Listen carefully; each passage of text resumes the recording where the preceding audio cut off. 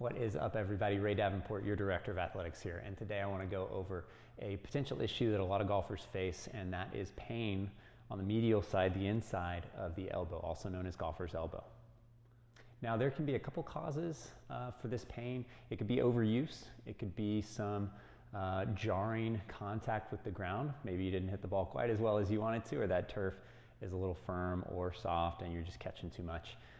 Either way, it can be frustrating, it can be painful, and it can make you not want to play as much. So I'm going to show you a couple things that you can do to hopefully work your way back into playing more golf, feeling better, and kind of get out of pain with regard to that elbow. So as is the case with most injuries, the best things we can do for it at the outset, especially if it's really inflamed and bothering us with regularity, is rest and ice. So that's taking some time off away from the game, and then getting some sort of cold compress ice pack that you can put in the freezer and just lay right over that spot, preferably right after activity, but if it bothers you at night, it's not going to hurt you to put it on there for 10 to 15 minutes just to calm it down before you get back into your regular routine. Now, once we're out of pain and we've calmed it down a little bit, we can start to work with some different techniques, massage being the first. And what you can do is just kind of feel around in that forearm, generally on the inside, and just feel some of those muscle fibers. And what we want to do is just massage with our thumb. And as that thumb, if that thumb does get a little bit tired, you can move to the knuckles and just work into that tissue. Again, on the inside, everything connects kind of across the arm towards the thumb there, and we can work some of that soreness out.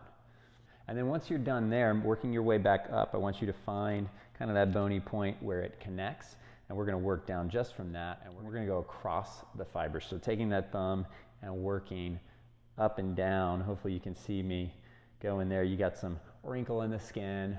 We don't want to go right on that insertion point, but just a little bit down from it. And just work, 5 minutes, whatever's comfortable. Shouldn't be in pain. We never want to go to the point of pain. We want to find it, kind of look in, and keep our distance to some degree from that extreme pain. Now again, the thumb may get a little tender here. That could be a limiting factor. But either way, just work on it there until you feel good. That should slowly start to relieve some of that discomfort. Now, once you've rested adequately and you've gotten that ice and the massage down and that pain is starting to go away, we can start to stretch that muscle out. And one of the best ways to do that is just pulling the palm down, okay? Keeping the elbow bent to start and see how it feels. I want to really pull on the palm, kind of the big knuckle of the fingers and not just the ends of the fingers, okay? So that we get that full stretch.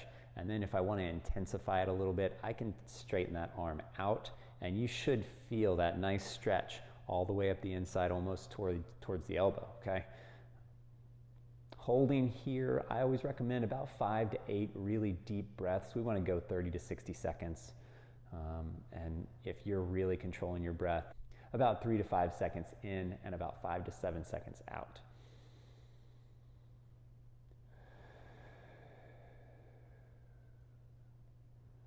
Okay, now do that on both arms. Why not, right? We're working on one arm, might as well work on the other. Another way you can stretch that out is using a table. If you come around to the side, we can put our palms flat. I like to spread the fingers out as wide as I can, and then we can just rock forward.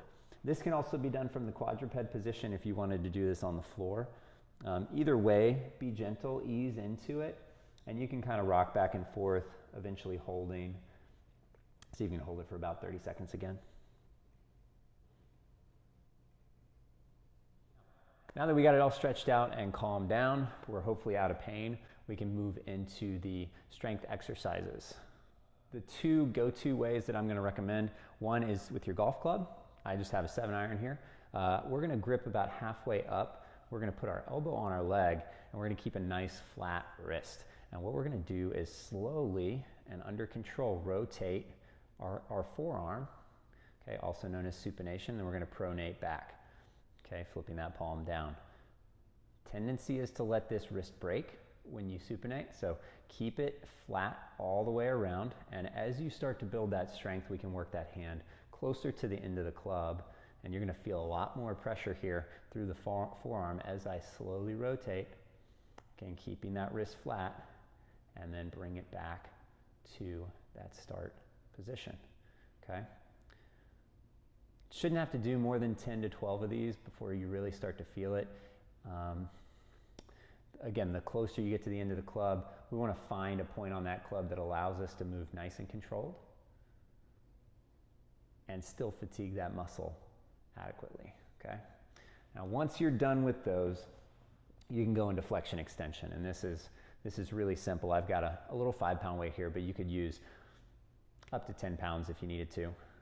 And we're just going to curl our wrist up and then allow it to slowly drop, full extension through those fingers.